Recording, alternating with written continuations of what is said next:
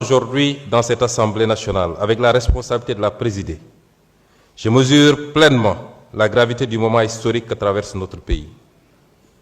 Me voici appelé à conduire l'institution chargée de représenter directement la souveraineté populaire. Certains y voient une crise, d'autres un déchirement. Moi, j'y vois d'abord une épreuve de vérité pour notre démocratie.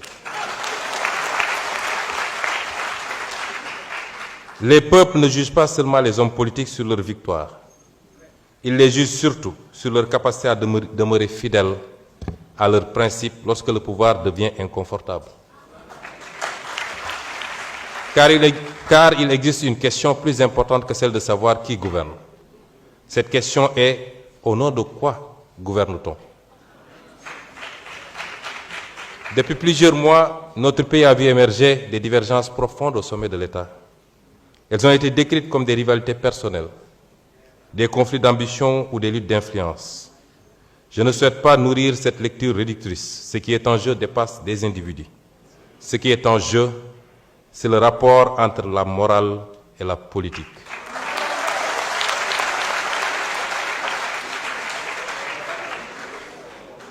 Aristote écrivait dans l'Éthique à Nicomaque que la politique est l'art suprême parce qu'elle a pour finalité le bien commun. Non pas pour le bien d'un clan, non pas pour la conservation d'un pouvoir pour lui-même, mais le bien de la cité. Il rappelait également qu'aucune cité ne peut durer si la vertu disparaît de ceux qui la dirigent. Au Sénégal même, cette question de l'éthique du pouvoir ne nous est pas étrangère. Le président Mamadou Dia rappelait déjà, au lendemain de l'indépendance, qu'aucun projet de transformation nationale ne peut survivre si les dirigeants confondent l'État avec leurs propres intérêts. Pour lui, la souveraineté ne pouvait pas être seulement politique. Elle devait être morale, économique et sociale.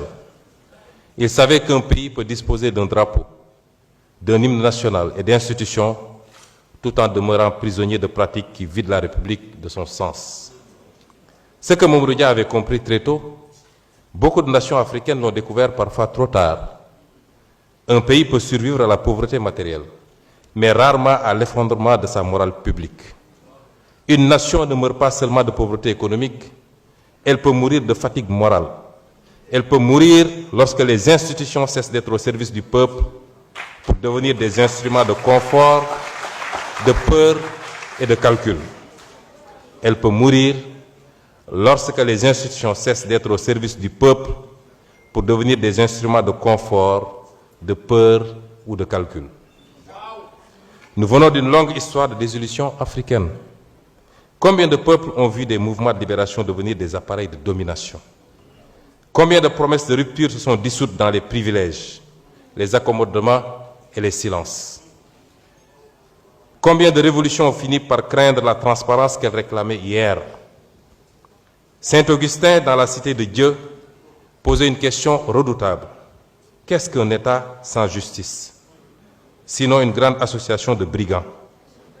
Qu'est-ce qu'un État sans justice? Sinon une grande association de brigands. Cette phrase demeure d'une actualité implacable pour toutes les nations du monde.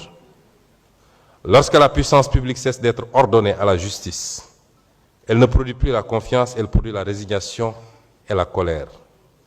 C'est pourquoi je veux le dire ici avec gravité. La morale politique n'est pas une décoration destinée au discours de campagne électorale. Elle est la condition de survie des nations. Lorsqu'un peuple perd confiance dans la parole publique, il cesse progressivement de croire aux institutions elles-mêmes. Notre responsabilité historique est immense car notre peuple a beaucoup souffert pour rendre possible la révolution citoyenne par les urnes de 2024. Des jeunes sont tombés, des familles ont pleuré, des citoyens ont connu la prison, la peur et parfois l'exil. Le peuple sénégalais n'a pas porté notre projet au pouvoir pour assister à une simple permutation d'élite.